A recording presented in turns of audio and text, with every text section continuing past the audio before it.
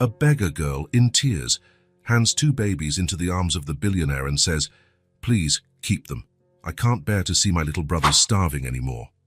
Upon hearing this, the billionaire cries and does something that changes all 3 of their lives forever.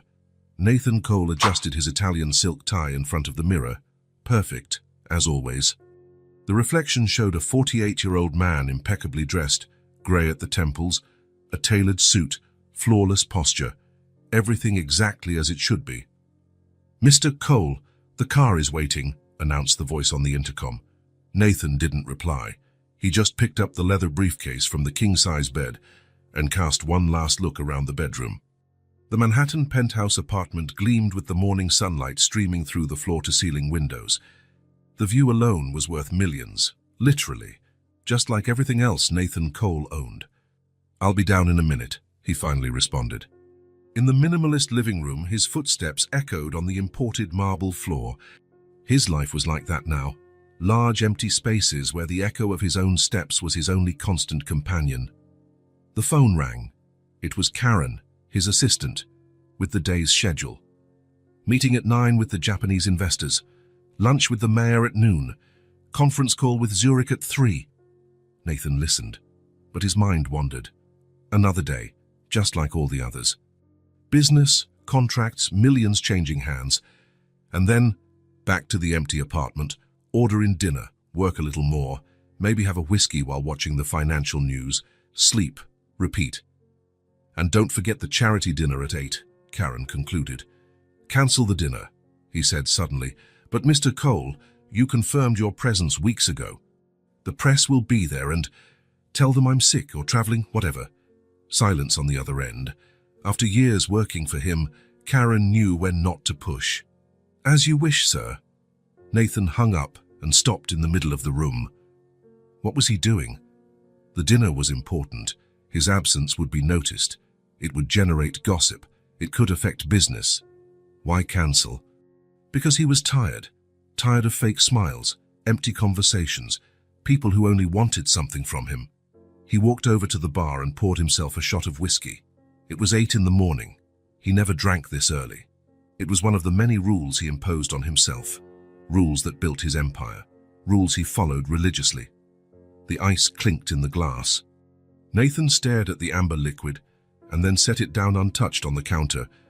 No, not even that tempted him anymore. He walked to the office, his sanctuary. There, among monitors showing graphs and reports, he felt in control. It was where he spent most of his time when at home. Work was the only thing that still made sense. He opened the cabinet to grab some documents, and that's when it happened. An envelope balanced on top of a folder fell, scattering its contents on the floor. Nathan knelt to pick up the papers and froze. An old photo. Dylan at 6, smiling with 2 front teeth missing, holding a baseball trophy. Nathan beside him, an arm over the boy's small shoulder, both happy under the sun of some random Sunday. His fingers trembled as he touched the image, as if it was something fragile and precious, which it really was. Nathan pressed the photo against his chest for a moment, closing his eyes. The weight of that small piece of paper felt heavier than anything he'd ever carried. He remembered the day, Dylan's first baseball game. The boy had hit the ball and run as fast as his short legs would carry him. It wasn't a home run. He barely made it to first base, but the smile on his face when he looked to the stands, searching for his dad. Nathan swallowed hard. How many games had he missed after that? How many school plays, birthdays? Moments that would never come back.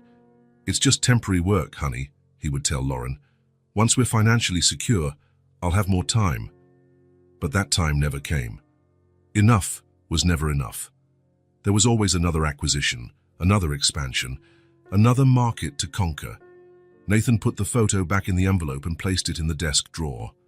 His eyes landed on the phone. How many years since he had spoken to Dylan? 5, 6. His son must be over 20 now. An adult who grew up without his father around. Nathan picked up the phone, stared at it for a long moment, then put it back down. What would he say after all this time? "Sorry I wasn't there. Sorry I chose work." Empty words now. The intercom rang again. "Mr. Cole, The driver is worried about the time for the meeting. Nathan glanced at the clock. He was already late. Japanese investors hated delays. The deal was worth billions.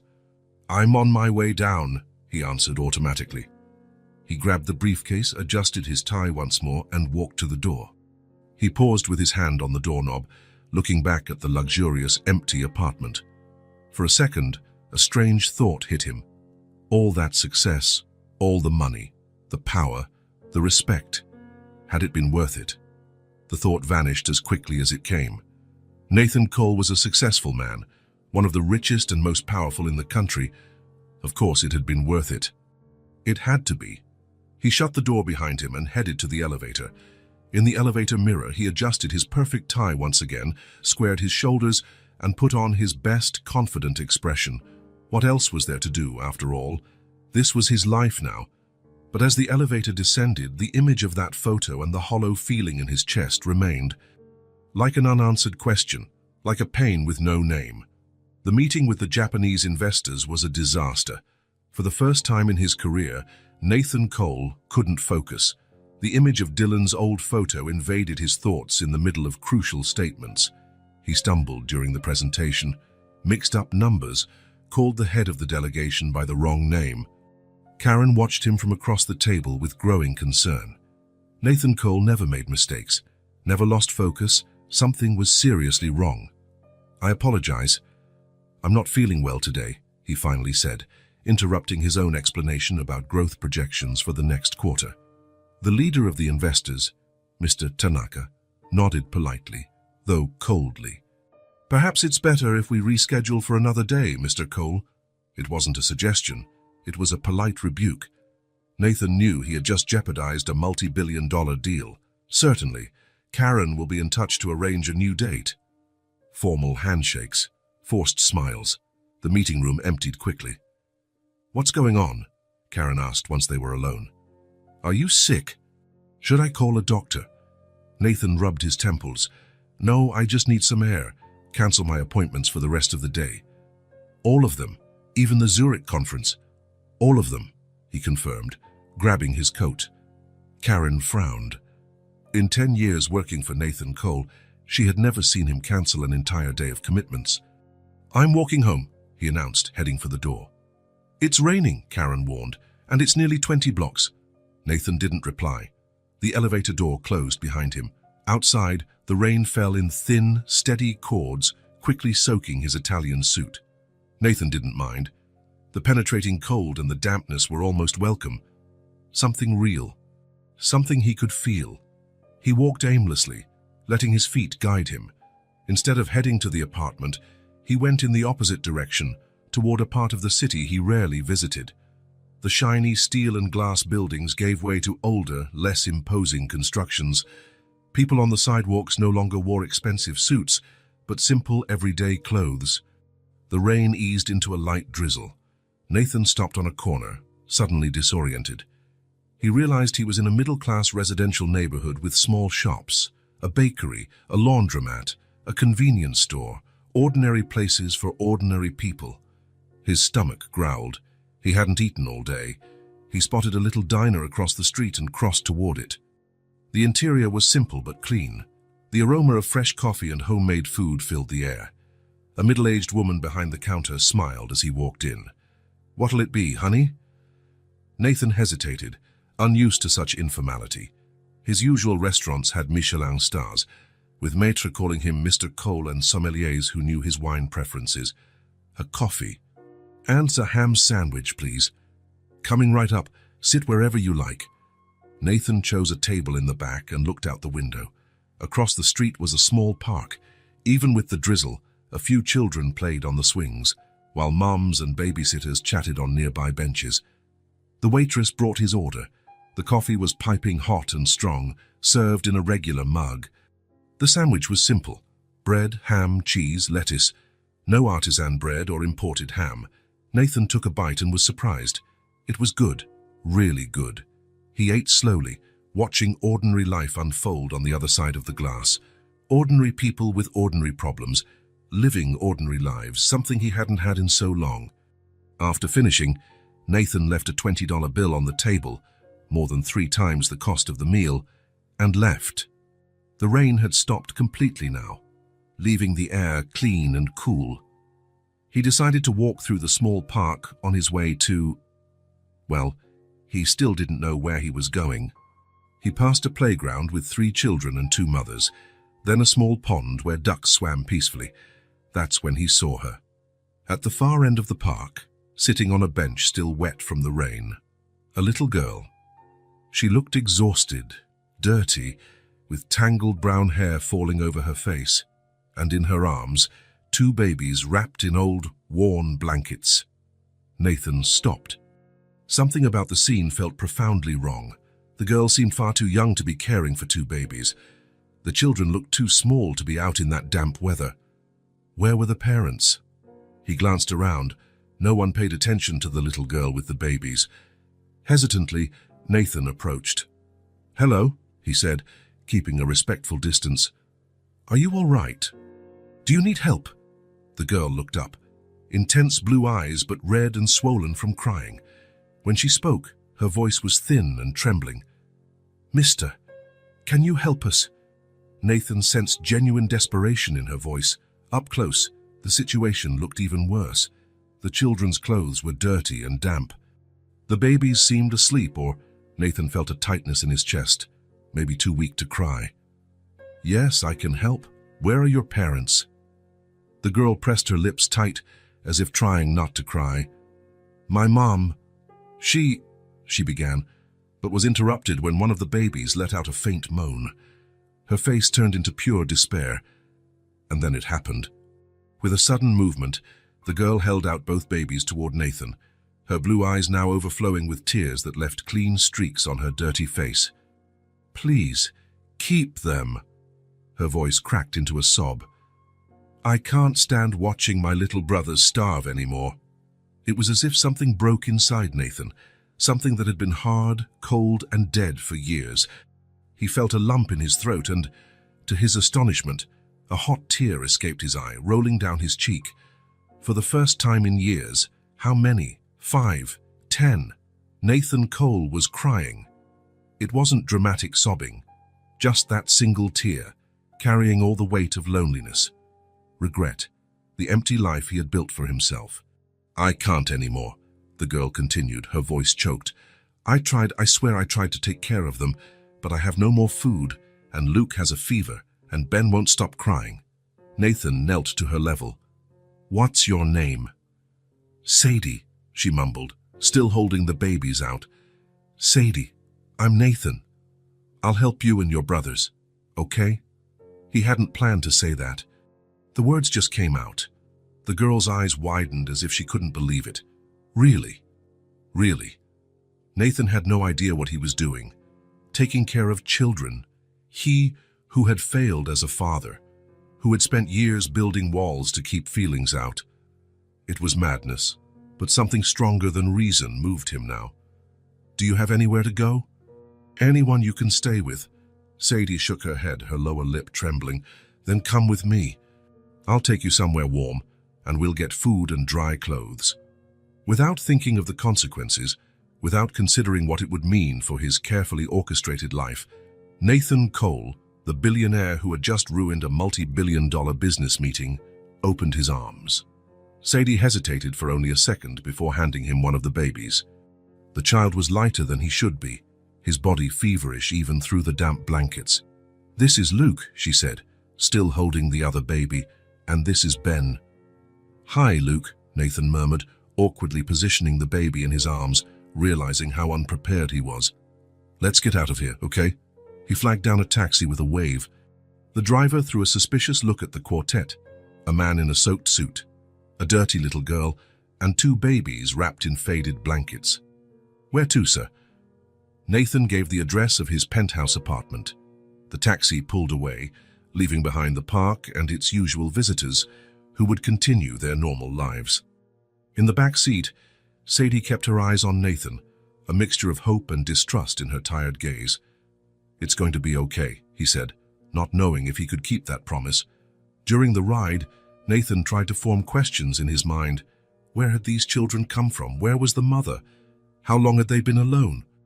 But every time he opened his mouth to ask, he saw Sadie's wary look and decided to wait. She seemed overwhelmed enough already. Luke dozed in his arms, a restless sleep.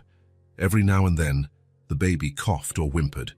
Nathan could feel the fever's warmth through the blankets. Did they need a doctor? Probably. But first, a safe and warm place. The taxi stopped at the luxurious building where Nathan lived.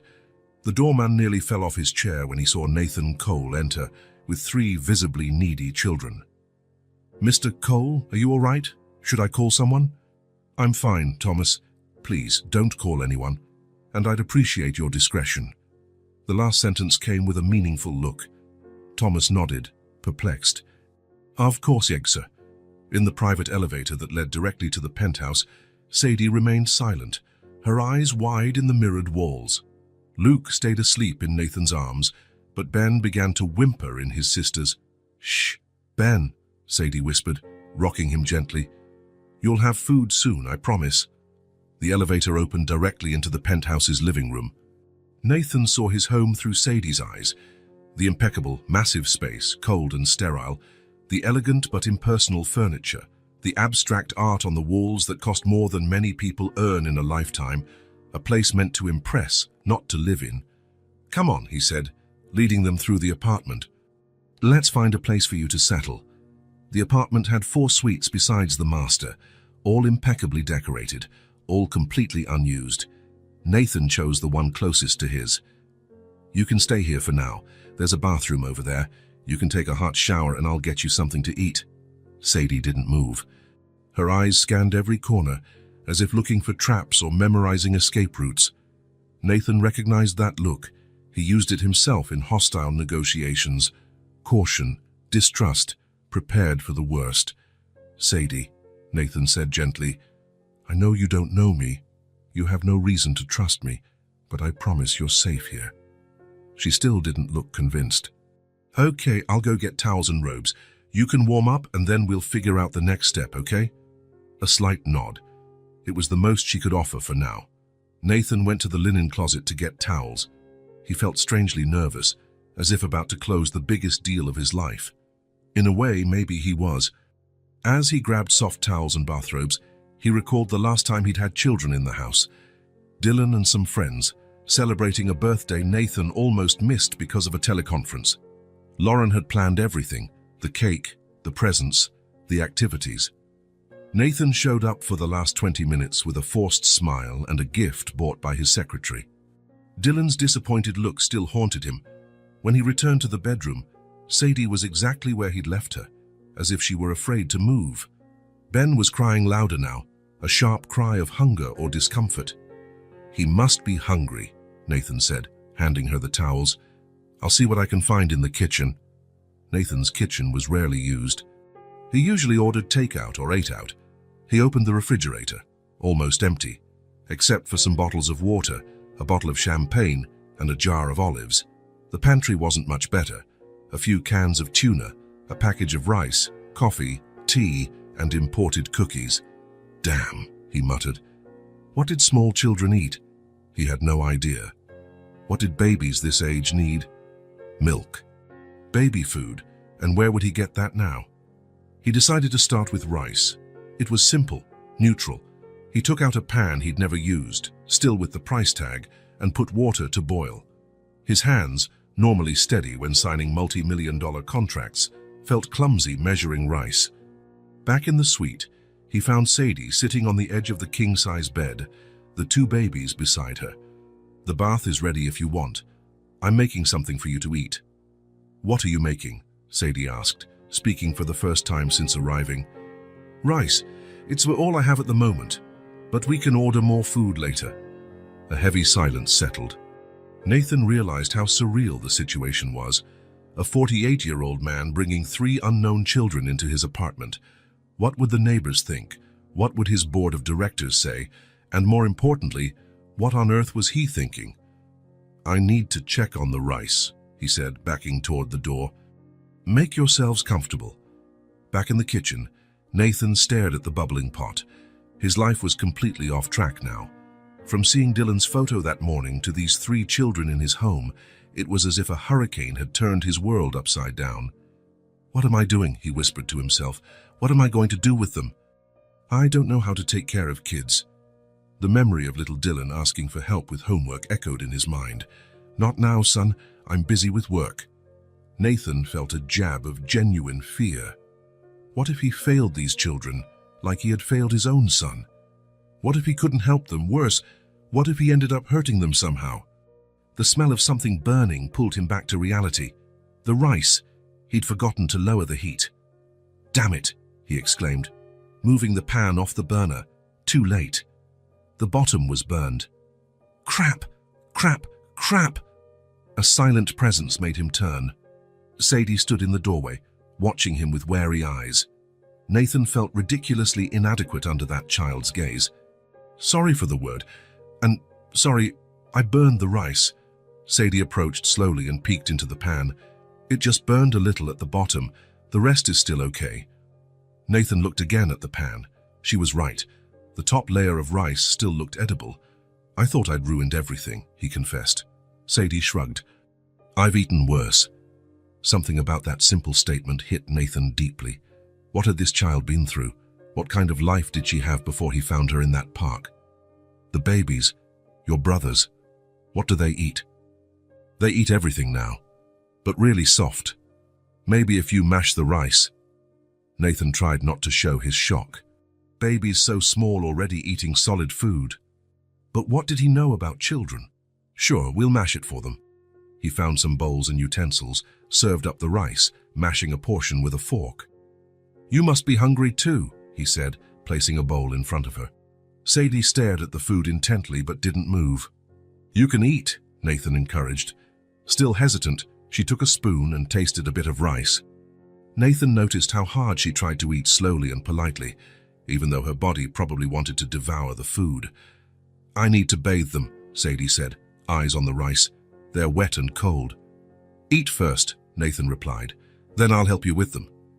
The girl hesitated, but hunger won out. She ate a few spoonfuls of rice, slowly at first, then more urgently.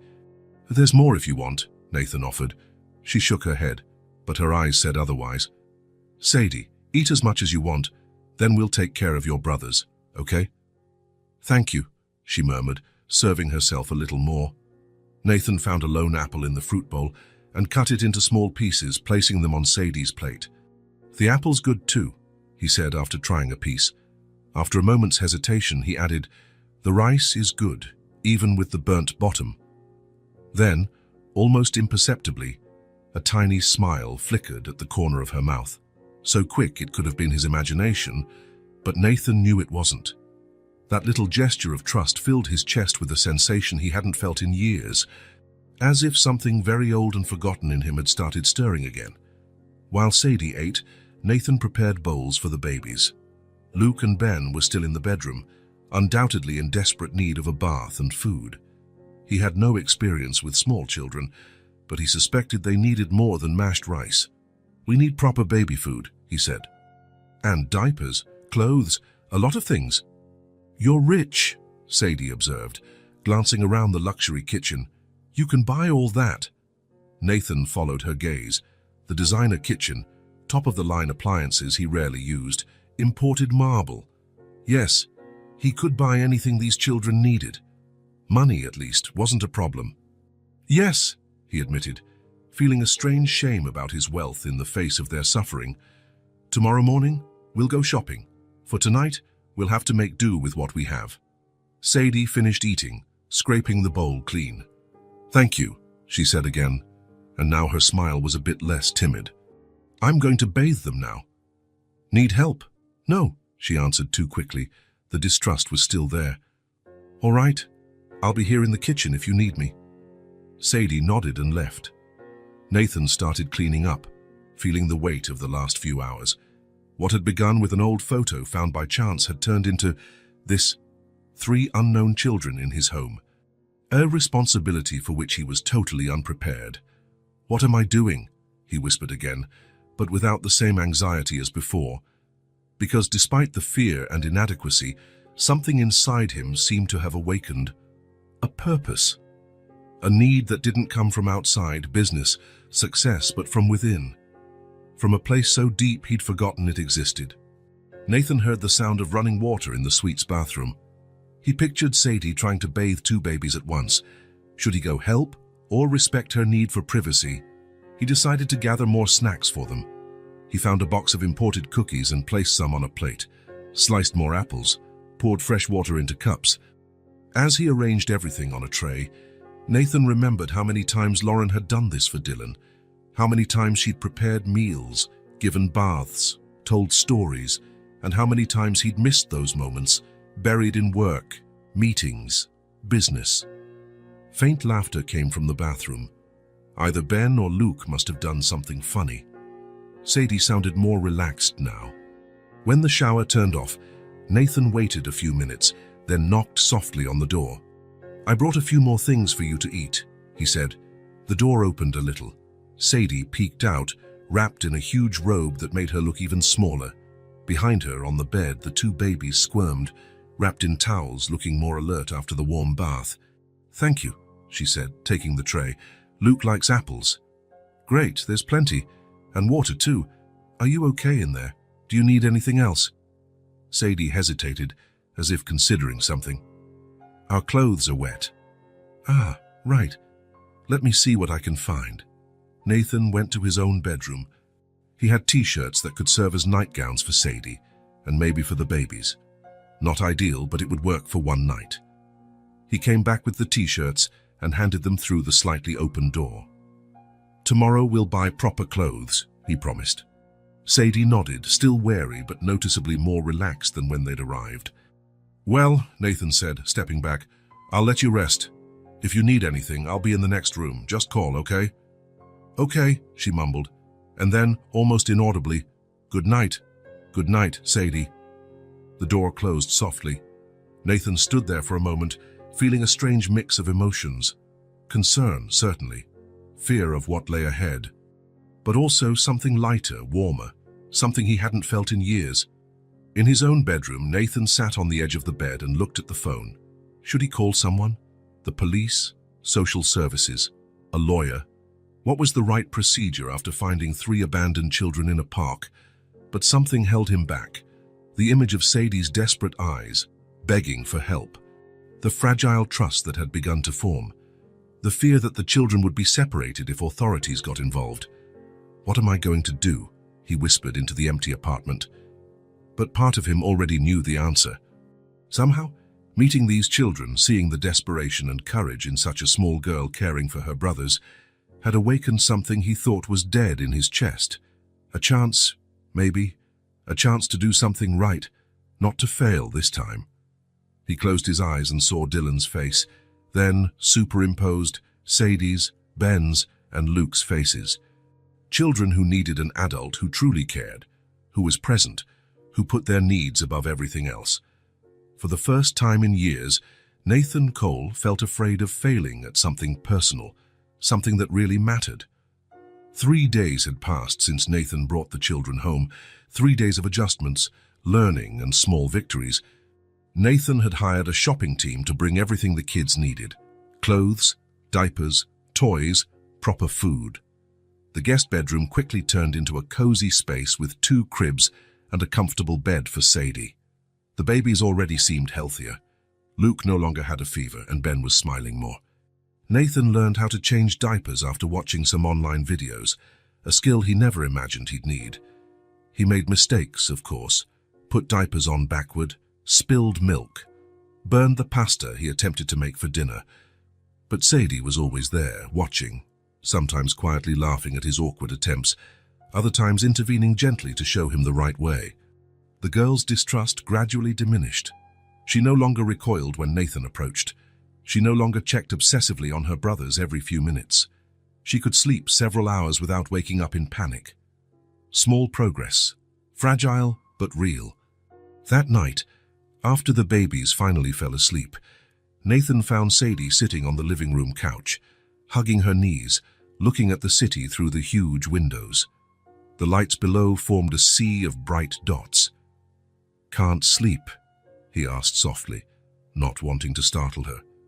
Sadie shrugged, not taking her eyes off the window. Sometimes it's hard. Nathan sat at the other end of the couch, keeping a respectful distance. I understand. I have nights like that too. Silence. Nathan had learned not to pressure her, to let Sadie set the pace of their interactions. She had walls around her, built by experiences he could barely imagine. From here you can see the park, she finally said, pointing to a dark patch among the city lights. Where you found us. Yes, Nathan confirmed. If you look during the day, you can see the trees and the pond. Sadie nodded, still gazing out. We slept there for 2 nights. Nathan felt a pang in his chest. 2 nights in the open air, with 2 babies, in the fall chill. Where were you before that? He asked cautiously. Sadie hugged her knees tighter. For a moment, Nathan thought she wouldn't answer, that he'd crossed an invisible line. In our apartment until the money ran out. Money your mom left. A slow nod. Nathan took a deep breath. Sadie, do you want to tell me what happened? With your mom, I mean, you don't have to if you don't want to, he quickly added. More silence. The kind of dense silence that seems to hold entire untold stories. She said she was going out to buy cigarettes. Sadie's voice was almost a whisper, and that she'd be right back. Nathan waited, not interrupting. That was 3 weeks ago. She left money in the kitchen drawer. She said it was for emergencies. Sadie fidgeted with the hem of the new nightgown Nathan had bought her, pink with star patterns, which she had timidly requested. I waited for her to come back. I took care of Ben and Luke the way she taught me, gave them baths, cooked. But the money started to run out. Her voice was monotone, as if reporting the weather, not describing the abandonment she suffered. I used the money to buy milk and diapers. When it was gone, the landlord came knocking. He said we were getting evicted. I didn't know what that meant, but I was scared. Nathan watched her slight frame against the vast city lights. She looked so small against the huge world outside. So I grabbed our things, just what fit in the backpack, and we left. I thought maybe we could find my mom on the street. Do you know why she didn't come back? Nathan asked gently. Sadie shook her head. Sometimes she disappeared for a day or 2, but she always came back, always. Until she didn't, Nathan finished. Until she didn't, Sadie echoed in a whisper. Do you have other relatives? Grandparents, uncles? My grandpa died last year. My grandma, I don't know where she is. Mom said she lived far away. And your dads? Sadie shrugged. Ben and Luke have different dads. And my dad? Mom said he left when I was born. I don't remember him. Nathan absorbed her every word, piecing together Sadie's life. A single mother with 3 kids, no family support, probably fighting her own demons. And then, the final abandonment. The first night, we slept in a subway station, Sadie continued, but a security guard saw us and started asking questions. I got scared they'd take the babies away.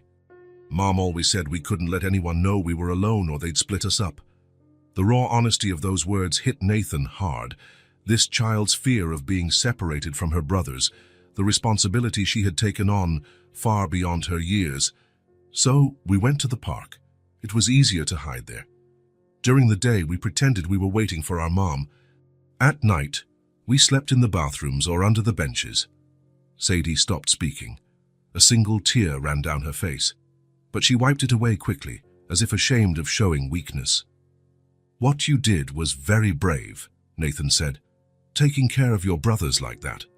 I wasn't brave, Sadie replied, her voice trembling for the first time. I was so scared. And when I saw you in the park, I just couldn't anymore. Luke was sick, Ben wouldn't stop crying, I was so tired. The admission seemed to cause her physical pain, as though admitting she had reached her limit was a terrible failure. Sadie, look at me. She turned her face slowly. What you did was extraordinary. Many adults wouldn't have managed what you did for your brothers. You're the bravest person I've ever met. Sadie's lower lip quivered. Her eyes filled with tears she struggled to hold back. But I almost gave them up, she whispered. Almost handed them to you and ran away. But you didn't. You stayed with them. And now you're all safe. Nathan's words seemed to open a floodgate. Suddenly, the sobs Sadie had been holding in burst out. Her small body shook under the weight of all she had endured. Nathan hesitated. He wanted to hug her, to comfort her, but he didn't know if she'd welcome that closeness, if she would allow it. To his surprise, Sadie moved first. Slowly, almost fearfully, she slid across the couch. Then, in a sudden motion, she threw herself against Nathan's chest, burying her face in his shirt, letting the tears flow freely at last.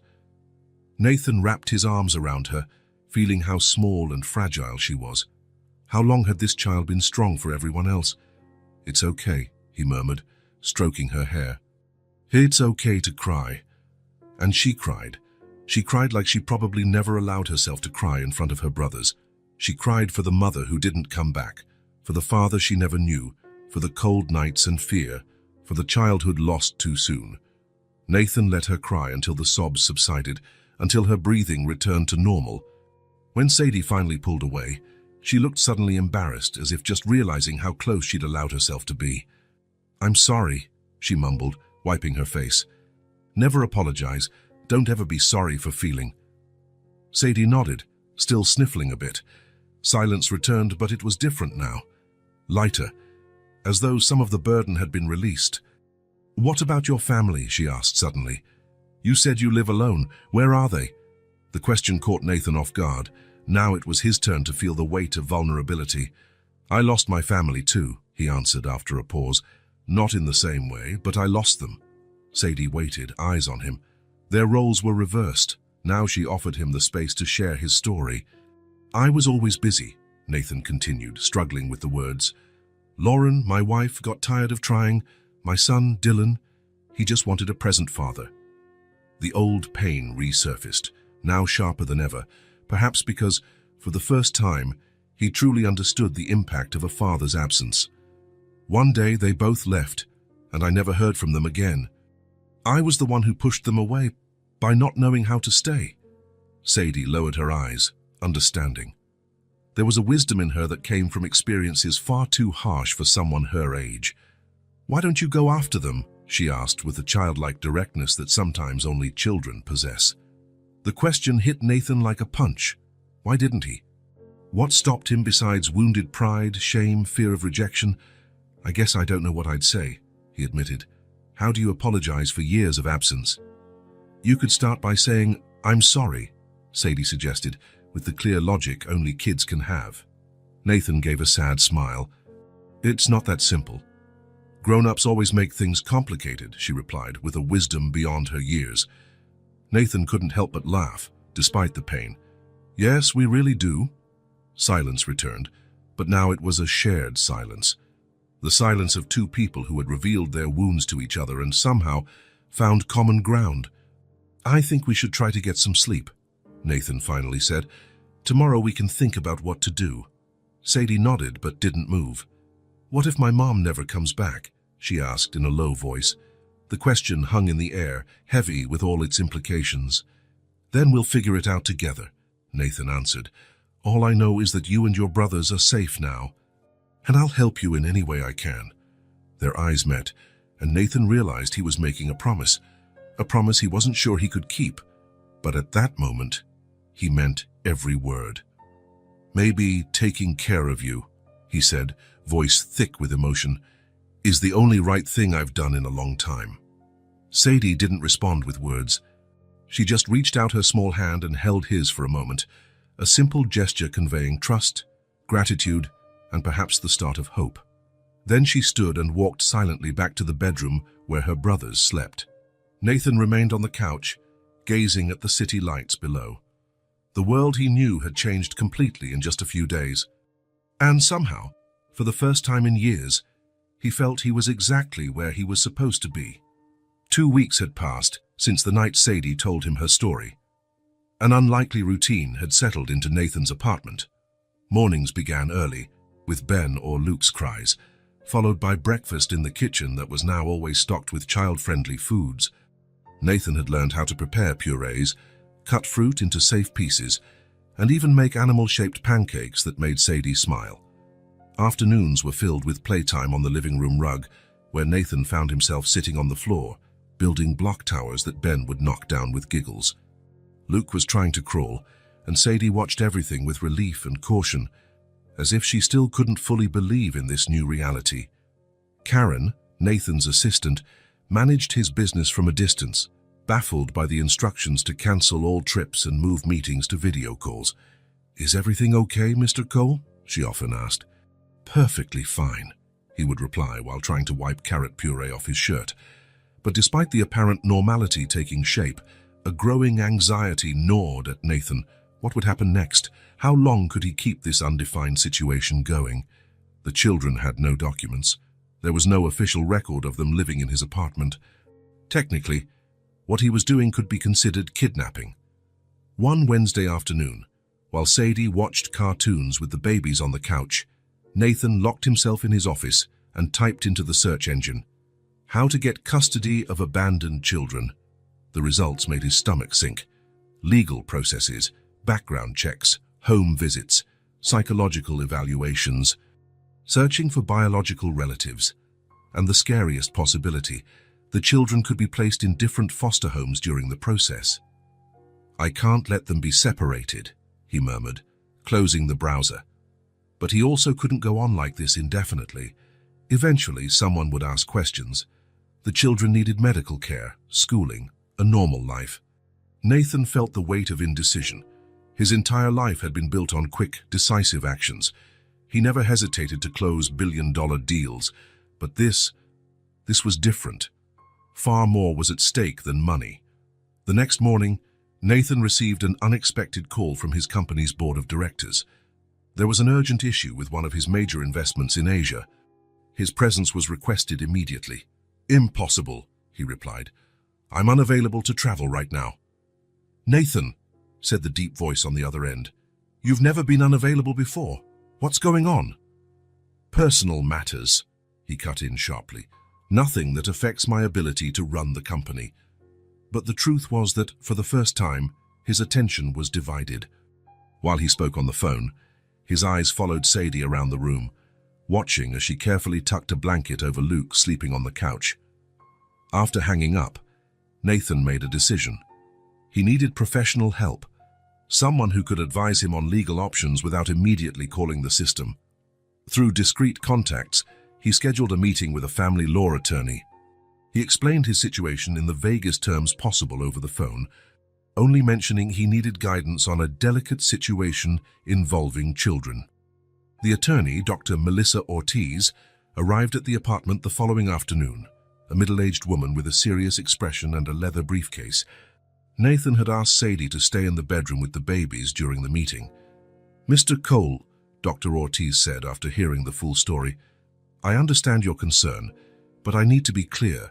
What we have here is an irregular situation. Technically, these children are missing. If the mother reported them as lost, there could be a search underway." "She abandoned them," Nathan insisted, feeling anger rise. "She left a child caring for 2 babies. I understand your outrage, but legally, we must follow proper procedures. The first step is to notify social services." The words social services made Nathan clench his fists. And what would happen to them? Dr. Ortiz hesitated slightly. They would attempt to locate the mother or other relatives. If unsuccessful, the children would be placed in state custody temporarily while your custody request is reviewed. Separated? Possibly. Not every foster home can accommodate 3 children at once, especially with 2 babies. Nathan shook his head. Unacceptable. Mr. Cole, I understand your frustration, but the longer you keep these children without informing the authorities, the more complicated your legal situation becomes. The conversation continued for another hour, with the attorney detailing the Longshield's complicated process that would follow. By the end, Nathan felt even more anxious. "I need to think," he said, walking Dr. Ortiz to the door. "Thank you for your advice, but I need more time." "Don't take too long," she cautioned. "The sooner we start, the better your chances." After the attorney left, Nathan sensed a silent presence behind him. Sadie stood in the hallway, eyes wide and fixed on him. "Who was she?" Sadie asked, her voice trembling. "A friend, a lawyer who came to give me some advice. Sadie's face went pale. About us. Nathan hesitated. Should he lie, protect her from the complicated truth? But something told him Sadie had faced enough harsh truths already to be spared now. Yes, about you. I'm trying to figure out how I can help more permanently. Sadie's eyes filled with fear. Are you going to send us away? No, of course not, he said quickly, stepping closer. I'm trying to find a way for you to stay, legally. You promised, she whispered. You promised we'd stay together. And we will. I just need... The intercom interrupted. It was the doorman announcing the arrival of a social worker the law firm had hired for a preliminary assessment, part of Dr. Ortiz's advice to strengthen Nathan's future custody case. Send her up, Thomas, Nathan replied, realizing too late he hadn't explained this visit to Sadie. The girl stepped back, panic in her eyes. Social worker? Sadie, listen. It's just a preliminary conversation to help me understand the process. But Sadie was already running back to the bedroom. Nathan followed. Sadie, please, trust me. She stopped at the bedroom door, her whole body tense like a tightened wire. Mom said social workers break up families, that we can't trust them. It's not like that, Nathan tried to explain. They want to help. The doorbell rang again, indicating the social worker had arrived. Stay here with the babies, he said. I'll talk to her first, okay? Then you can decide if you want to talk too. Sadie didn't respond, just slipped inside the bedroom and closed the door.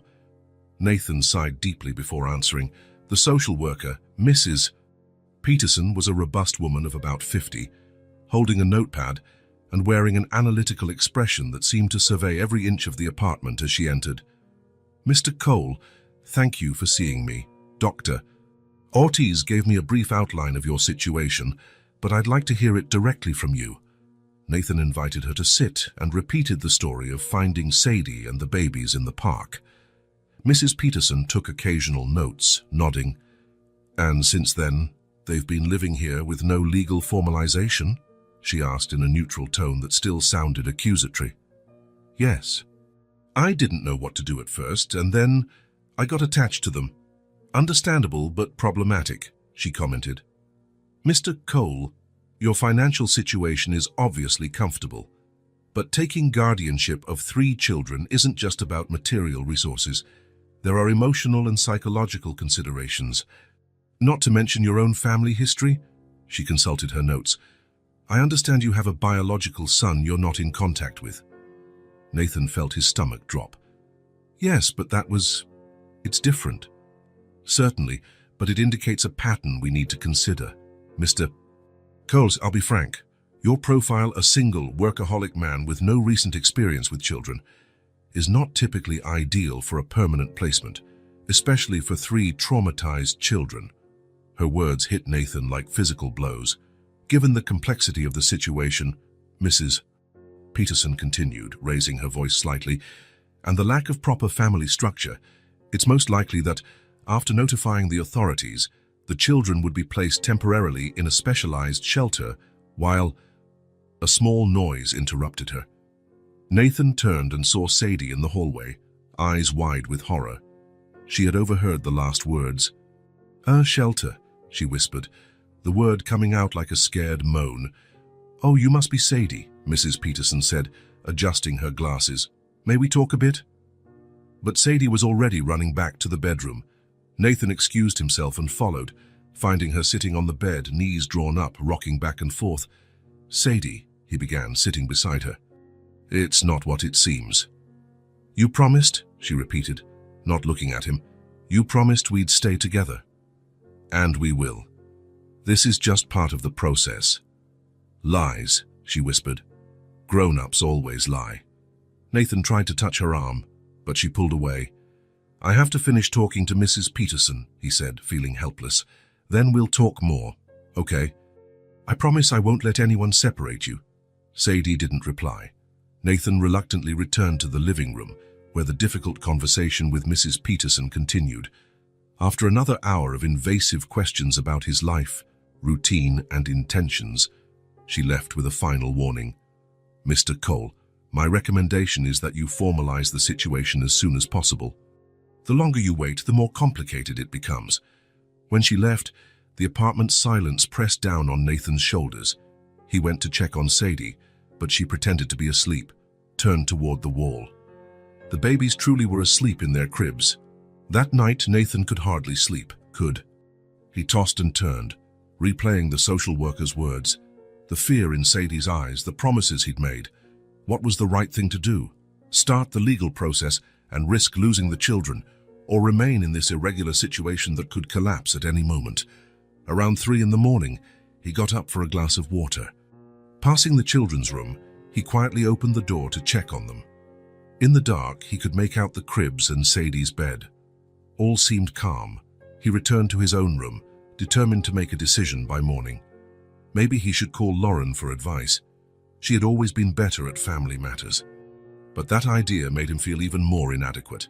A man who couldn't be a father to his own child, now trying to parent 3 traumatized kids. Sleep finally claimed him in the early hours. When he woke, it was already past 8, much later than usual since the children arrived. The apartment was oddly quiet. Nathan got up quickly and went to the next room. He opened the door and felt his blood turn cold. The room was empty, completely empty. The cribs, the bed, no sign of the children. "Sadie," he called, already running through the apartment. "Luke, Ben." Nothing but the echo of his own voice. In the living room, he noticed Sadie's small backpack. The one she'd arrived with was gone. In the fridge, some apples and water bottles were missing. And at the front door, the security system log showed it had been opened at 4:27 a.m. Sadie had taken her brothers and left. In the dead of night, Nathan sank onto the couch, stunned. The apartment that had slowly filled with life, laughter, and tiny footprints over the past weeks was back to being that cold, empty space. He paced in circles, hands on his head, muttering, "They left me too. What did I do wrong? I must be a terrible person if nobody wants to stay with me." The words spilled out laden with old pain, now with a fresh cause to resurface. The pain of abandonment, rejection. First Lauren and Dylan, now Sadie, Ben, and Luke. It was happening again, and Nathan couldn't shake the feeling that the problem was always him. Always would be. 6 hours, 12 hours, 18 hours. Nathan lost track of time wandering through the empty apartment. He called the doorman, the building security, nearby building staff. No one had seen 3 children leaving in the middle of the night. "How is this possible?" Nathan murmured, despair rising by the minute. How do 3 small children just disappear? His thoughts spiraled. Should he call the police? But that would trigger the exact system Sadie feared. Social services would be involved. The children could be separated. On the other hand, 3 children were alone on the streets. 2 of them were babies. It was autumn. Nights were getting colder, and rain threatened to return. "What do I do?" he repeated, running his hands through his disheveled hair. He grabbed the phone, finally resolved to call the authorities when the doorbell rang. Once, twice, 3 times in quick succession. Nathan rushed to the door, heart pounding. He looked through the peephole and felt his legs weaken. Sadie, holding Ben in her arms, Luke at her side, clinging to her leg. He opened the door with shaking hands. "Nathan," Sadie said, her voice breaking with sobs. "Please, it's Ben." Nathan immediately noticed the baby's condition. He was pale, eyes half closed, breathing fast and raspily. His little body seemed to burn with fever. "He's really hot," Sadie continued, tears flowing freely. "I tried giving him a cool bath, like Mom used to do when we got sick, but he's just getting worse." Nathan didn't think twice. He took Ben from Sadie's arms, feeling the alarming heat radiating from the small body. "You two, come inside," he said urgently, not hiding his worry. "I'll call an ambulance." Sadie entered, pulling Luke by the hand. They looked exhausted, their clothes dirty, eyes sunken, fear evident in every move. Nathan was already on the phone, describing Ben's symptoms to emergency services. After hanging up, he turned to Sadie, who stood trembling in the living room. "The ambulance is on its way," he said, voice shaking. "He'll be okay, Sadie." She nodded, but her gaze was pure despair. "I shouldn't have left," she whispered, staring at the floor. It's my fault. Nathan knelt in front of her, still holding Ben, who let out a weak moan. It's not your fault, he said firmly. You're here now. You're safe. Luke, next to his sister, let out a small whimper. Nathan noticed he also looked unwell, pale with puffy eyes. The doorbell rang again, the ambulance arriving with impressive speed. Nathan opened the door, and 2 paramedics rushed in with their gear. The baby has a high fever and labored breathing, Nathan explained quickly. It started today, from what I understand. The paramedics examined Ben with professional efficiency. One turned to Nathan. We need to take him to the hospital immediately. Are you the father?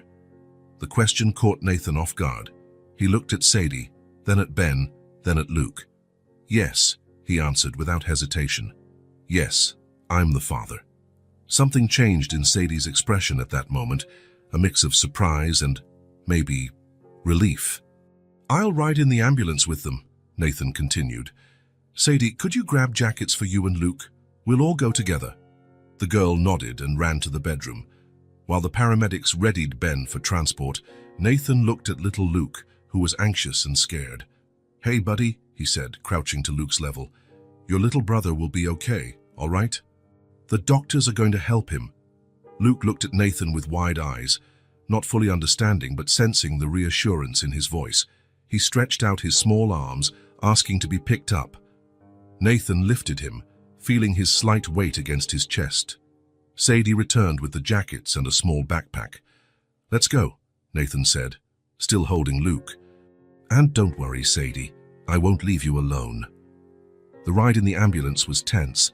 Ben was hooked up to monitors, receiving oxygen. The paramedic asked questions Nathan tried to answer as best he could, aware of Sadie's watchful gaze. Does he have any pre-existing conditions? Allergies? Are his vaccines up to date? Nathan hesitated, looked at Sadie, improvised answers. It was surreal, a man who'd dedicated his life to business now pretending to be the father of 3 kids he'd met less than a month ago. At the hospital, chaos continued. Ben was rushed into treatment, while Nathan, Sadie, and Luke waited in the lobby. A nurse appeared with forms to fill out. Child's full name, she asked. Nathan glanced at Sadie, who looked panicked. He realized he didn't know the children's last name. Maybe Sadie didn't either. Benjamin Cole, he answered, making a decision. He's 2 years old. A lie, but a necessary one at the moment. And you're the father, correct? I'll need your ID and insurance card. Nathan handed over his identification and the premium insurance card he rarely used. The nurse jotted down the details, occasionally glancing at Sadie and Luke. And the mother, she asked. Not present, Nathan said, feeling Sadie tense up beside him. We're separated. The nurse nodded, asking no further questions. She handed him the paperwork and went back to her station. The 3 of them sat there in that sterile waiting room. Luke fell asleep on Nathan's lap, exhausted by the ordeal. Sadie remained silent, eyes locked on the doors where Ben had disappeared. Sadie, Nathan began after a long silence. What happened? Why did you run away? The girl kept staring straight ahead, but her lips quivered. You were going to send us to a shelter, she whispered. I heard that woman talking. No, Sadie, I would never. Lies, she cut him off, finally looking at him. You called the social worker. They were going to separate us. Nathan took a deep breath. I was trying to find a way to keep you all legally, so nobody could separate us. I messed up not explaining it to you better. Sadie studied his face, searching for any sign of deceit. I promise, Sadie, I never wanted to get rid of you. Then why did that woman talk about a shelter? She asked in a small, hurt voice. Because there's a process. Rules we have to follow, Nathan said, trying to pick the right words. But I would never let that happen. Ever.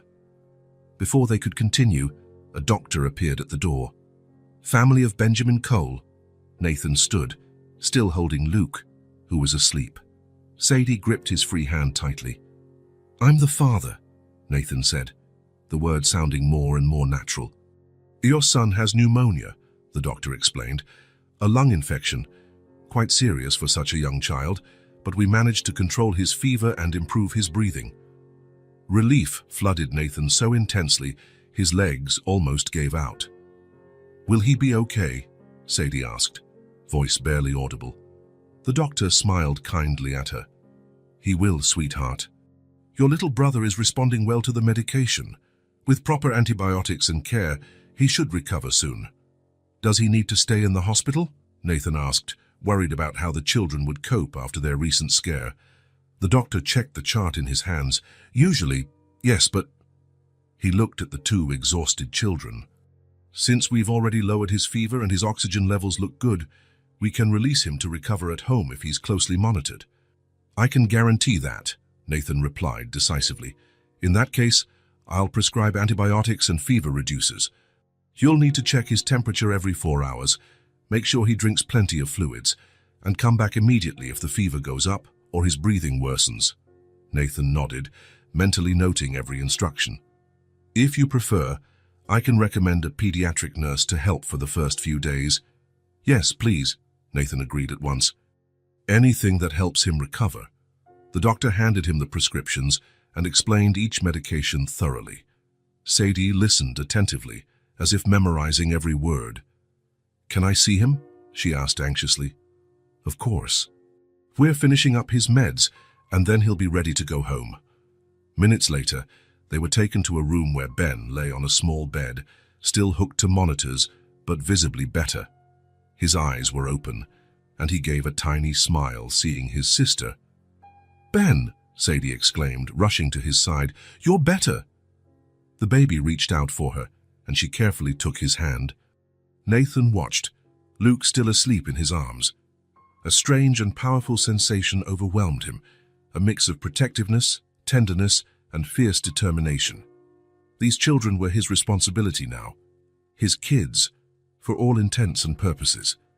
While the nurses got Ben ready for discharge, Nathan made some calls to Karen, asking her to prepare the apartment for their return. To his personal lawyer, instructing him to immediately start the process for provisional custody of the 3 children. And finally, to the chairman of his company's board, informing him he'd be taking an extended personal leave. An hour later, they were all in a taxi heading home.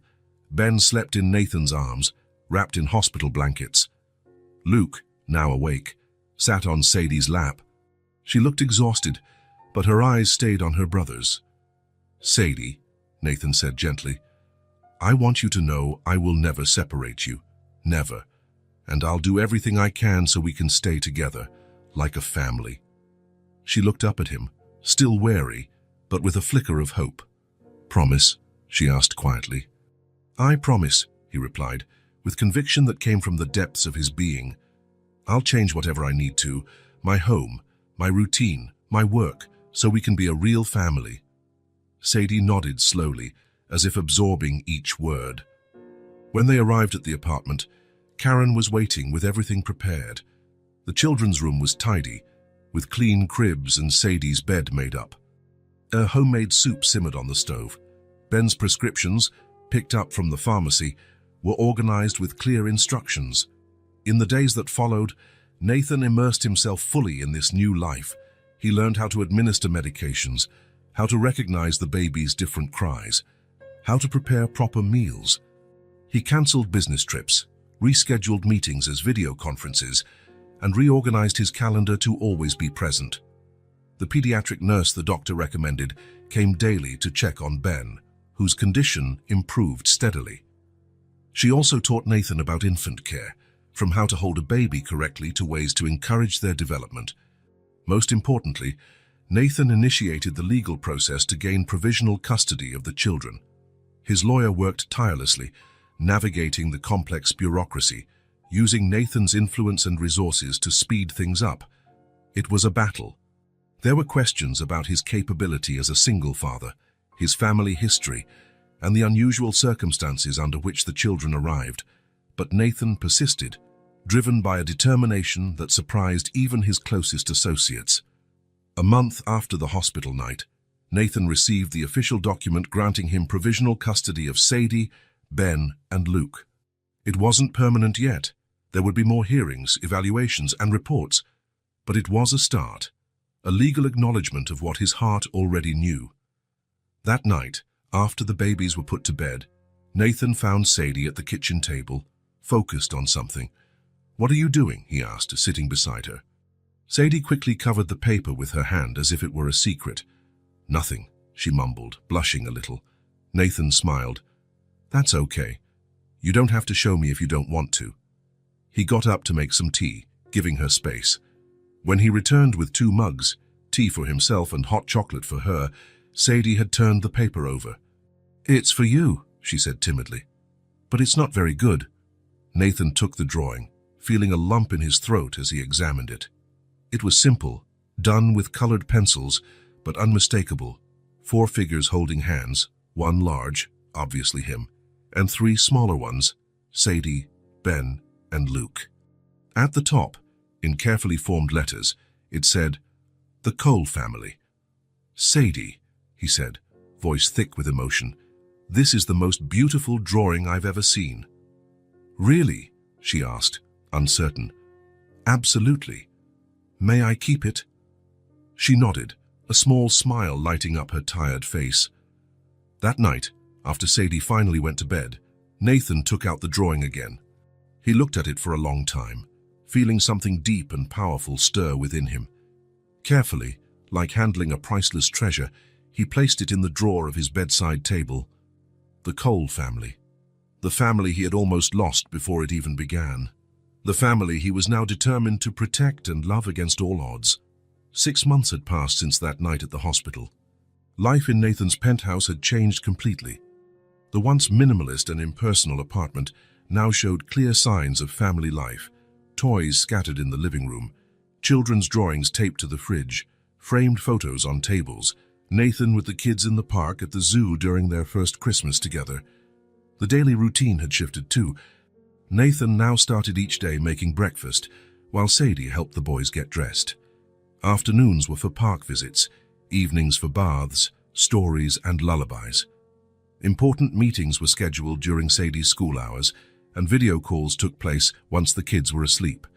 To many, it was hard to recognize the smiling man pushing strollers in the park as the ruthless billionaire of boardrooms. But to Nathan, the transformation made perfect sense. It was as if, for years, he'd lived only a fraction of his life, the part devoted to professional success, while the rest lay dormant, waiting to be awakened by the 3 children he now called his own. The provisional custody was close to becoming permanent. The social worker who once frightened Sadie now visited regularly, impressed by the family's progress. Nathan's lawyers were confident that, given the mother's prolonged absence and the emotional and material stability he provided, adoption was just a formality. Everything seemed to be falling into place perfectly. Yet something still nagged at Nathan in the quiet hours of the night. One crucial piece was missing, an old wound that, despite all the recent joys, still throbbed painfully. Dylan, his firstborn, the son he hadn't seen grow up. One Saturday morning, while the kids played under the nanny's supervision, Nathan locked himself in his office. On the desk, a blank sheet of paper and the fountain pen his father had given him at graduation. He never used it for business, only for the most personal matters. He took a deep breath and began writing. "Lauren, I hope this letter finds you well. I know it's been a long time. I know you might not want to hear from me. You have every right. I'm not writing to ask for forgiveness or to reopen old wounds. I'm writing because something extraordinary happened in my life, something that changed everything, and I felt you and Dylan should know. 6 months ago, I found 3 abandoned children in a park, a girl and 2 babies, her little brothers. They were alone, hungry, terrified. I didn't plan it. I didn't calculate anything. I just brought them home, and I decided to keep them. They're now my children, legally, soon, but in my heart, they already are. Through them, Lauren, I realized everything I lost, everything I threw away when I chose work over our family. Every time I refuse a meeting to watch Sadie recite a poem at school, I remember the plays of Dylan's I missed. Every time I wake in the night to soothe Luke from a nightmare, I think of how many nights Dylan might have needed me and I wasn't there. I'm not asking for your sympathy. I'm just sharing a truth I took too long to learn. No professional success is worth missing. Your child grow up. I know Dylan must be a young adult now, maybe in college, maybe already working. I know nothing about the man my boy became, and that is my greatest regret. I don't expect him to forgive me. I don't expect to make up for lost years. But if, one day Dylan wants to speak to me, I'm here, truly. Not the man I was, always busy, always distant, but someone who finally understands what matters. I'm enclosing some photos of my new family. If you ever want to meet them, you'd be most welcome. With care and respect, Nathan. He reread the letter several times, tweaking a word here, a phrase there. It wasn't a billion-dollar contract. It was more important than that.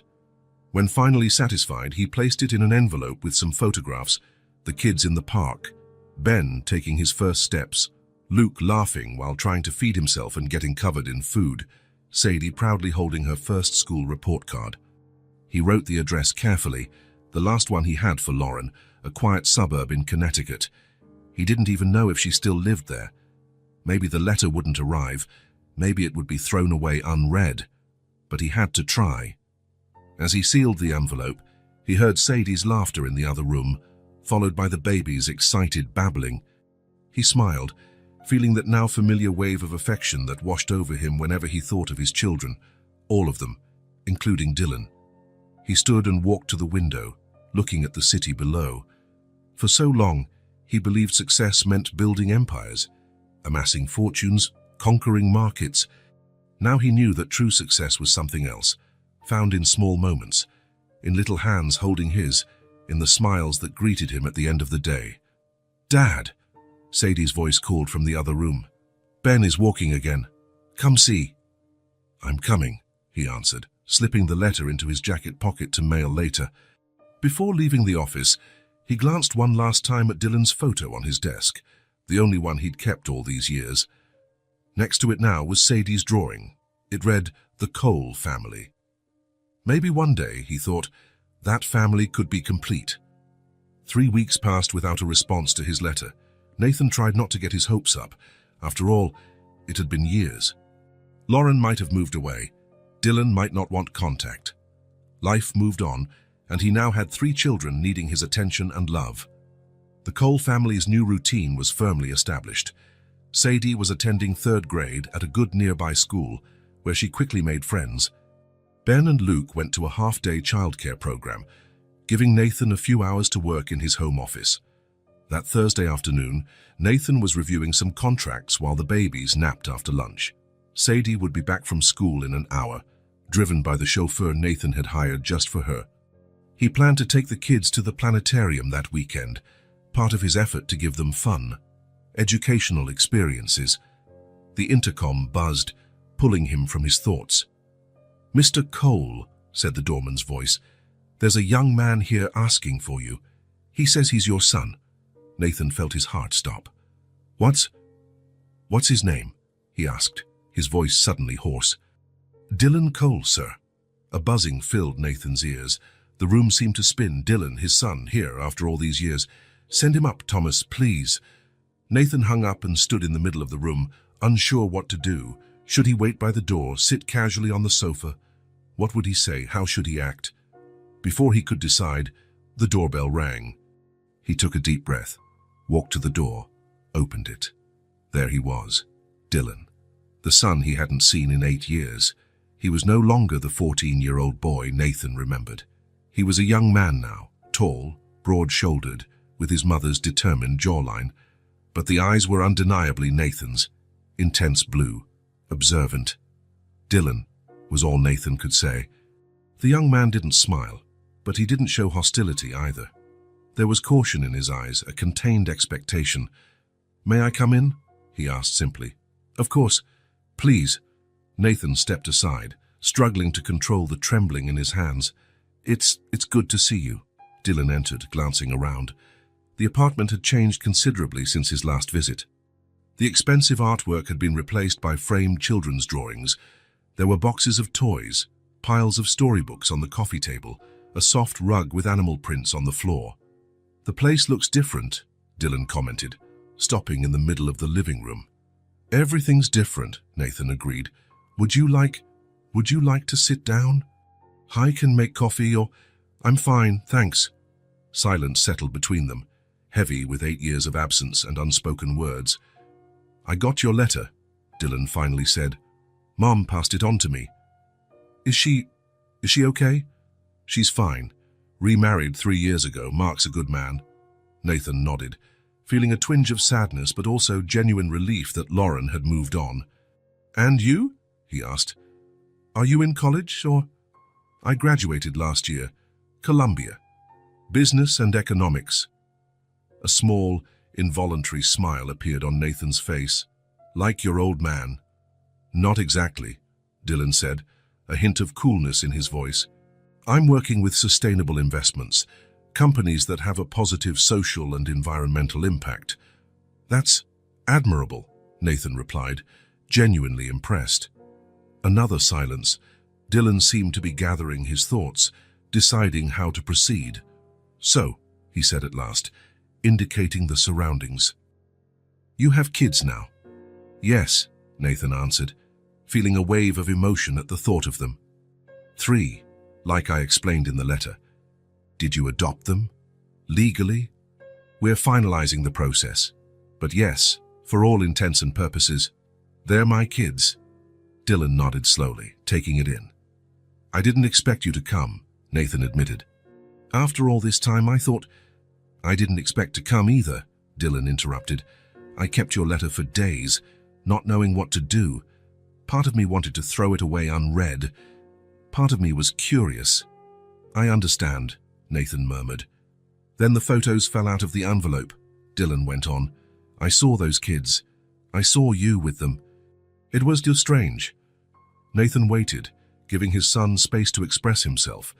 For years, Dylan continued, voice steadier now, I told myself the same story. You didn't know how to be a dad. You didn't have it in you. Business would always be your only passion. Each word hit Nathan like a precise arrow, but he knew he deserved everyone. Then I saw those photos, Dylan said. You on the floor playing with babies. You at a school presentation smiling like an idiot. All the things you never did with me. The pain in Dylan's voice was tangible, and Nathan felt tears sting his eyes. I don't know what to say, Dylan, except that I'm sorry, deeply sorry. You deserved a better father than I was. Before Dylan could respond, the sound of tiny footsteps interrupted. Ben appeared from the hallway, just woken from his nap, still in pajamas. He stopped abruptly upon seeing a stranger in the living room, eyes wide. Dada? He asked, confused. Nathan looked from Ben to Dylan, momentarily frozen between two worlds. It's all right, Ben, he finally said, going over and picking up the little one. This is Dylan, your big brother. Ben studied Dylan curiously, then smiled shyly and hid his face against Nathan's shoulder. Dylan watched the scene with an expression hard to read. Maybe surprise, maybe renewed hurt, maybe something more complex. Is Luke still sleeping? Nathan asked softly to the boy in his arms, trying to keep the situation as normal as possible. Ben nodded, rubbing his sleepy eyes. Want to watch some TV while he wakes up? Just a little bit, okay? Ben nodded enthusiastically, and Nathan carried him to the couch, turning on a kids' channel with the volume low. When he returned to Dylan, his son was observing him intently. You really have changed, Dylan murmured. The sound of the front door opening interrupted them again. Sadie entered, carrying her school backpack and chatting happily with someone behind her, the driver, Nathan assumed. Dad, Mrs. Miller said we can go to the Science Museum on Saturday and... Sadie stopped upon noticing the visitor. Oh, sorry, I didn't know we had company. It's all right, Sadie, Nathan said, gesturing for her to come closer. I'd like you to meet someone very special. This is Dylan, my son. Sadie's eyes widened.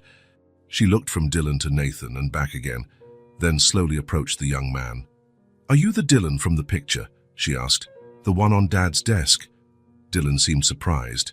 He keeps a picture of me. In his office, Sadie confirmed. When I asked who it was, he got sad. Said it was you, his first son, and that he missed you a lot.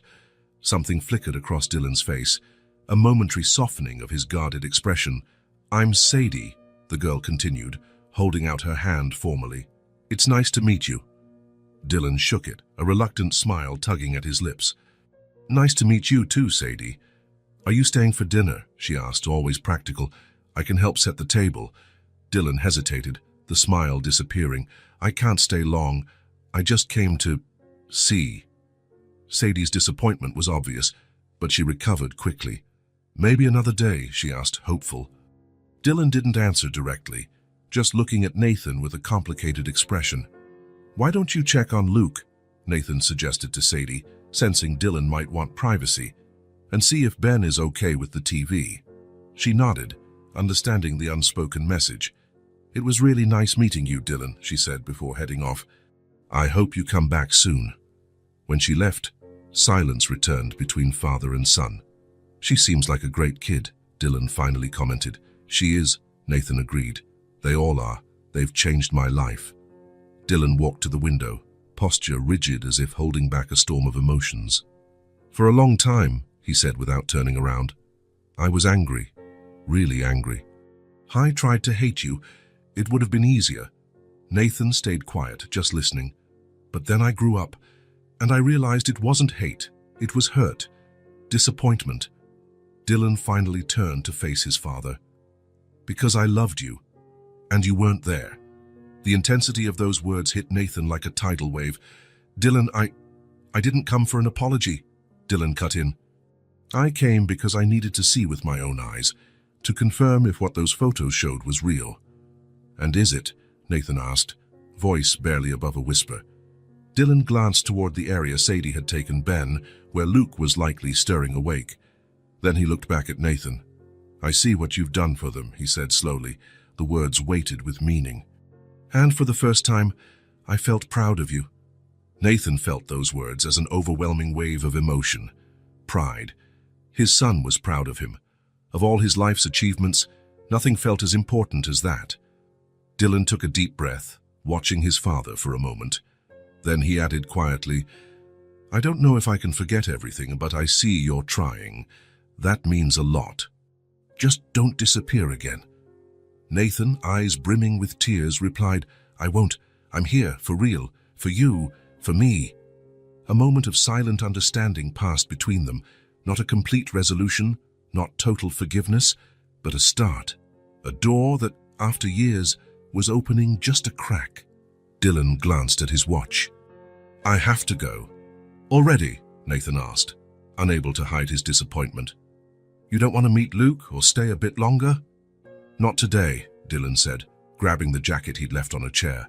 I need to process all this.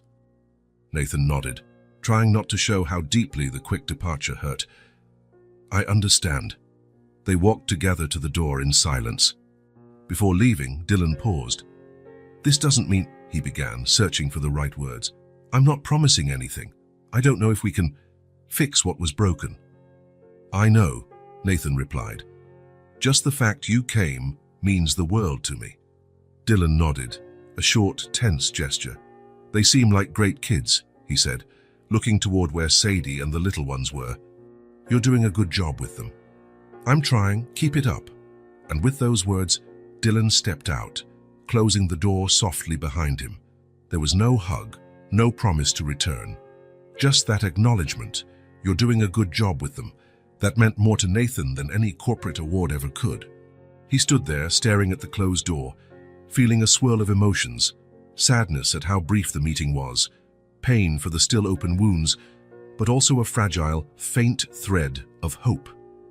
He's gone, asked Sadie's voice behind him. Nathan turned to see her carrying Luke, with Ben holding onto her leg. Yes, he said softly. He had to go. Is he coming back? She asked. Nathan looked at the door once more, then at the expectant faces of his younger children. I don't know, Sadie. I hope so. But it's his choice. He looked sad, she observed, with the keen insight of a child who'd endured hardships. I think he's confused, Nathan explained, reaching out to pick up Luke. Sometimes grown-ups take longer than kids to figure out their feelings. Like you took a while to figure out you wanted to be our dad, Sadie asked. Nathan smiled, touched by her simple but profound question. Exactly, he said. But when I realized it was the best discovery of my life. Sadie smiled, satisfied with his answer. Then he'll figure it out too. Maybe, Nathan said, not wanting to raise false hopes. In the meantime, how about we make that chocolate cake you guys love? The kids cheered at the suggestion, and soon the kitchen was filled with laughter and flying flour. But while he helped Ben stir the batter and watched Sadie show Luke how to help, Dylan's image remained fresh in Nathan's mind. His oldest son had left without promising to return, but he had come. After 8 years, he had taken the first step, and for now that would have to be enough. 6 more months passed since Dylan's visit. In that time, much had changed. The children's adoption finally became official after a process that demanded all of Nathan's perseverance and resources. Sadie, Ben, and Luke were officially Cole.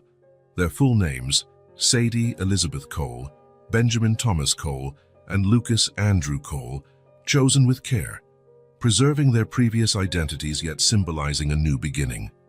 The family's routine was firmly established, balancing Nathan's work, where he delegated far more responsibilities and rarely traveled, with Sadie's school life and the boys' daycare. The company's board, initially skeptical of the CEO's new lifestyle, ended up accepting it when they realized that, ironically, Nathan had become even more efficient in his decisions, more focused, more decisive, more human in his leadership. Over these months, Dylan called a few times. Brief, cautious conversations that gradually grew more frequent. He sent gifts on Sadie's birthday, a set of astronomy books that she adored. He also visited twice more. Short visits still marked by an emotional distance, but without the palpable tension of that first encounter. On this particular Saturday morning, Nathan was making pancakes in the kitchen, while the kids watched cartoons in the living room. It had almost become a weekend ritual: animal-shaped pancakes, fruit cut into stars and hearts, freshly squeezed orange juice, simple little luxuries he never imagined could make him so happy. The kitchen, once immaculate and practically unused, now boasted drawings pinned to the fridge, colorful utensils bought especially for the children, and tiny handprints smudged on the lower cabinets. Nathan didn't mind. Quite the opposite. Every sign of the children's presence filled him with a deep satisfaction no business deal had ever given him. "Kids, breakfast is ready," he called, placing the last elephant-shaped pancake on the plate. Sadie arrived first, guiding her younger brothers by the hand. Ben, now 2.5, walked confidently, while Luke, almost 2, still had the unsteady, enthusiastic gait of new walkers. "Look, Ben, this pancake looks like an elephant," Sadie said, helping him into his booster seat. "Fante," Ben repeated, clapping. Nathan smiled, watching them interact. It was amazing how Sadie, at just 8 years old, naturally took on a protective big sister role. She still had occasional flashbacks, nightmares, moments of anxiety if one of her brothers cried too long, but she was generally thriving, transforming into a cheerful, smart, and confident child. School had been a challenge at first. Sadie had never attended formal classes, and her adaptation was gradual. In the first few weeks, Nathan got almost daily calls from the school counselor reporting episodes of crying, or moments when Sadie refused to part with her belongings, clutching them in her backpack, a behavior the psychologist said was common in children who'd experienced deprivation. As he helped Luke into his seat, the phone rang. "Sadie, can you start serving the boys?" "I'll be right back," she nodded, taking charge competently. "Hello?" Nathan answered. "Nathan, it's Lauren." He nearly dropped the phone. Lauren, his ex-wife, Dylan's mother. They hadn't spoken directly in years. Whatever little communication existed had been through lawyers or, more recently, Dylan himself. "Lauren, hi. How it's good to hear your voice." A brief silence. "Dylan told me about the kids," she said at last. "About how you changed." "Yes," he confirmed, unsure how else to respond. How to sum up in words the profound transformation of the last months. "I'm in town," Lauren continued, "visiting my sister. Dylan suggested I stop by to meet them." Nathan's heart pounded. Dylan had suggested it. That meant more than any direct statement ever could. Of course, when would you like to come?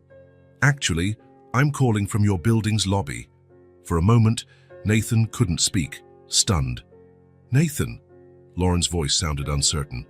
If this is a bad time. No, he said quickly. Please, come up. We're having breakfast. There's plenty of pancakes. He hung up, trying to process the situation.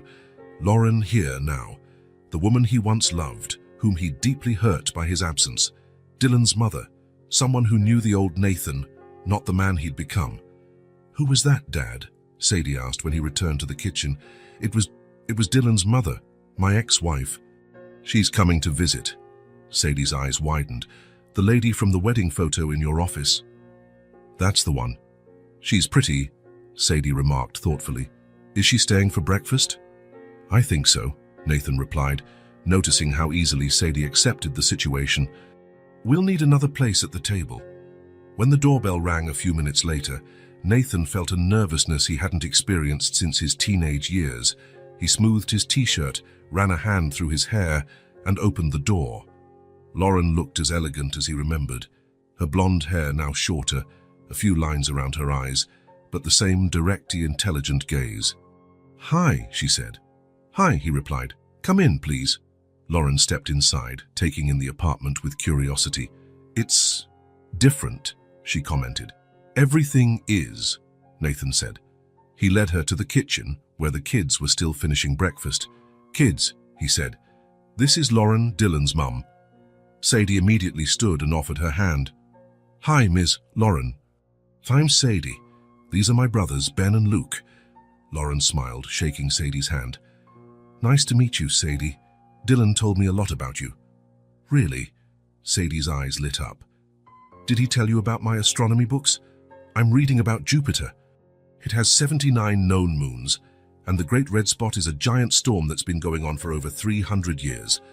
Lauren laughed, genuinely charmed by the girl's enthusiasm. Yes, he mentioned your passion for stars and planets. He said you're very smart. Sadie blushed with pleasure. He is too. He showed me how a telescope works last time he came.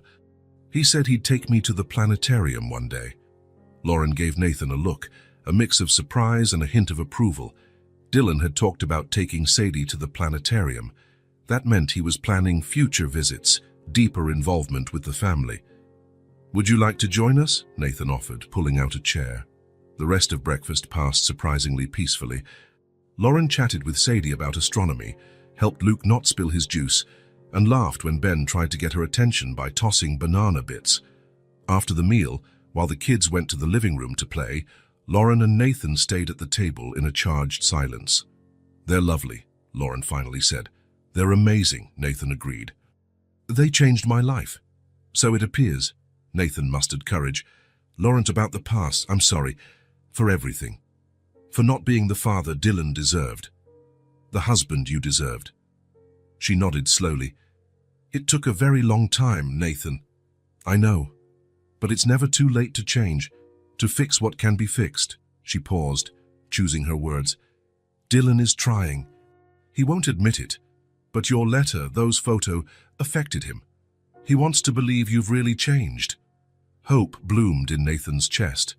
He means the world to me, always did, even when I couldn't show it. The doorbell rang again, interrupting them. Expecting someone else? Lauren asked. No, Nathan answered, standing up. When he opened the door, he felt his breath catch. Dylan stood there, holding a package. Hey, he said, looking just as surprised as Nathan. Mom told me she was coming over, so I thought I'd... But if this is a bad time... No, Nathan said quickly. Come in. Your mom's here. We just finished breakfast. Dylan entered, glancing around, apparently searching for something. The kids are in the living room, Nathan explained, understanding his silent query. They had barely made it to the living room entrance when Sadie spotted Dylan and ran toward him. Dylan, you came, she exclaimed, stopping a step away. Did you bring more books? He grinned, an honest smile without the usual tension. Not today, Star, but I brought something else. He held out the package to her. For all of you. Sadie carefully opened it, revealing a familiar board game. Monopoly, she cried. "Like the one you said you used to play as a kid." "I thought we could play together," Dylan suggested. "You and me against, well, the rest of the family." The word family hung in the air for a moment, heavy with meaning. "Dad?" Ben suddenly cried out, running toward Nathan and wrapping his arms around his legs. Everyone turned to look at the toddler. It was the first time he'd called Nathan Dad. Until then it had been Dada or simply Pa.